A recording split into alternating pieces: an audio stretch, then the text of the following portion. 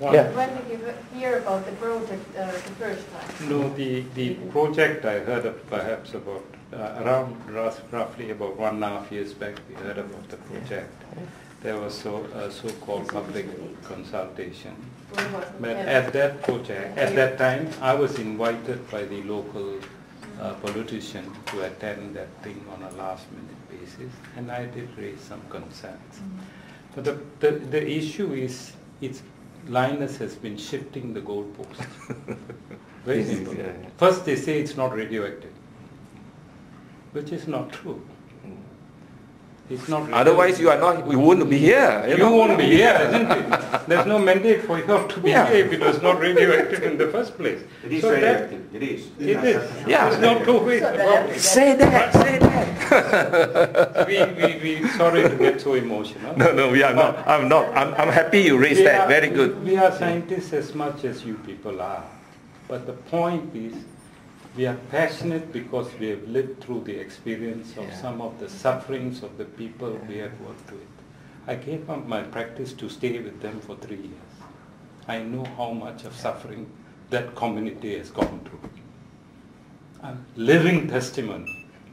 So let me tell you, one cannot be more passionate than to see a child dying of cancer, dying of leukemia. Women having miscarriages. So you want me to sit idly by when this sort of a deception goes on? Lynas can't do it. In Australia comes here and says, no, we are not radioactive. Or they say it is low radioactive. Yeah. What's in a terminology? You and I know this terminology connotes nothing. Yeah. It only befuddles people's perception of things. Low means, is it safe? So let me be very, very clear with you that as far as we are concerned, because we have lived through this Holocaust, we have lived through this, it's virtually equivalent to genocide. In the waiting. Yeah. In the waiting. So if we can do something to, prevent this, based on a very magnanimous principle called precautionary principle, you help us. Yeah.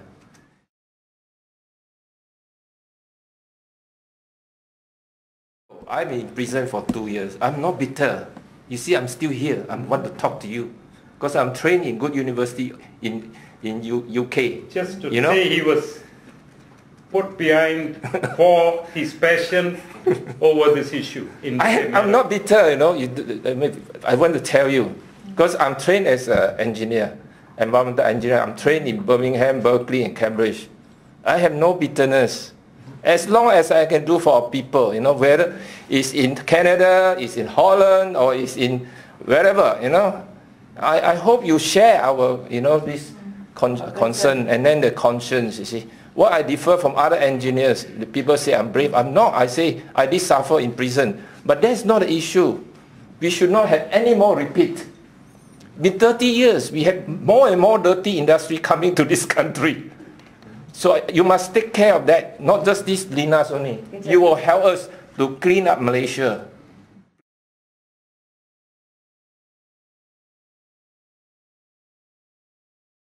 But there are also chemicals. PCB, we have kicked it out. DDT, we have kicked them out. TCE, the triethanol ethylene, which is poisonous to the workers, to infect all the female workers. Semiconductor industry, whole generation, 60, 70. If you study history of health protection. Malaysia, Taiwan, and now in China, all these lady workers exposed to this solvent, toxic, damaging to the kidney. But we have already alternative. You see, we have clean solvent. So one little addition about this word safely. Safely. You know what happened in Bukit Merah? He spent 2 years. Many people spent 2 years because they protested, and many people died. They closed down the factory. Mitsubishi, which is a bigger giant than Lynas, and is cleaning up. Yes, what I'm saying is, there's no handling safely.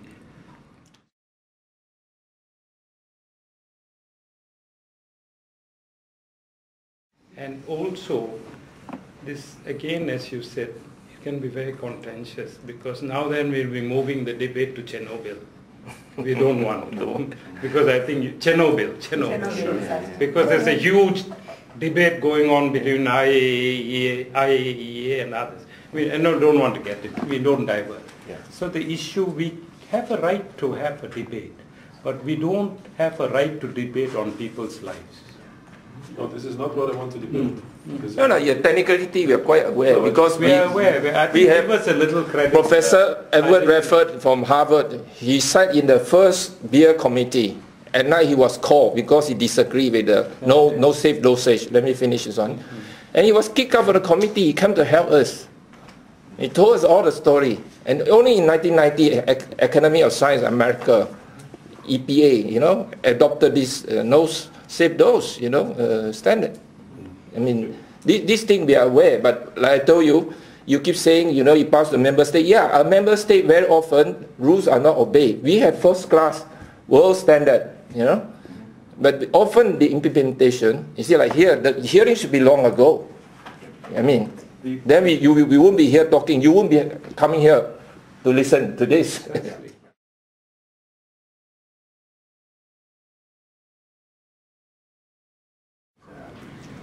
We are not, first of all, radiation issue, radiation safety, is definitely not the only parameter when making decisions like this in national, state, regional, local conditions. There are many other aspects which you are mentioning, which you are addressing, very, very important, which are beyond and outside our competence. Of course, we are not experts on local issues. You are the experts on local issues. Second thing is, we are not going to say whether project is safe or not safe. We are mandated and asked to compare and review, is this in accordance with the standards or not?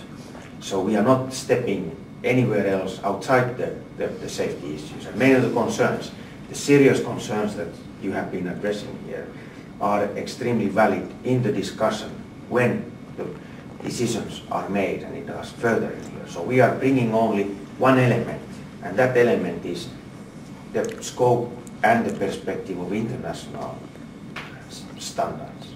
And that's what we are aiming to do. And once again, we are creating independent opinion. So we are not advocating, even if we would say at the end of the day that this is in line with standard. It doesn't mean that we say that yes, we support this project. Because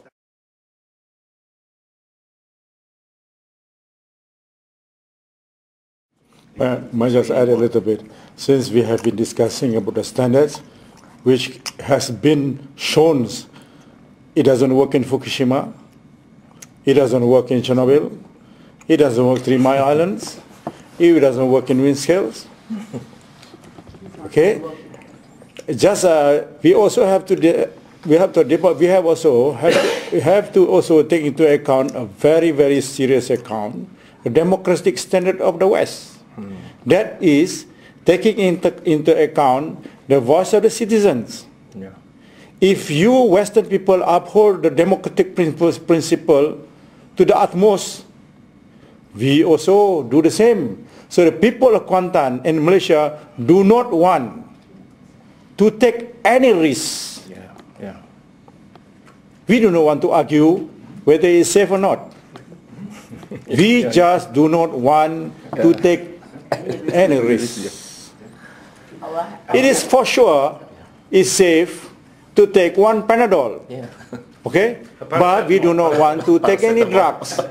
We do not want to take any drugs. That's our point here. We do not want. We have many other industry which has a better benefit to this country, and this is tax-free for. I don't see here for your reports.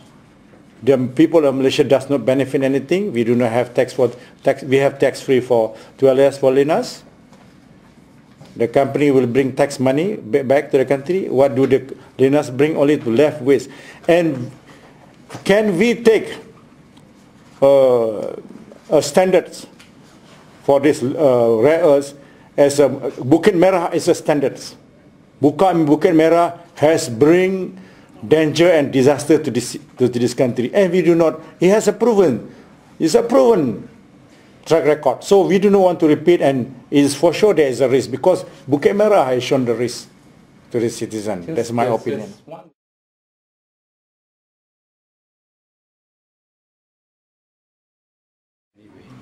The issue is that there's a conflict of interest. Yeah.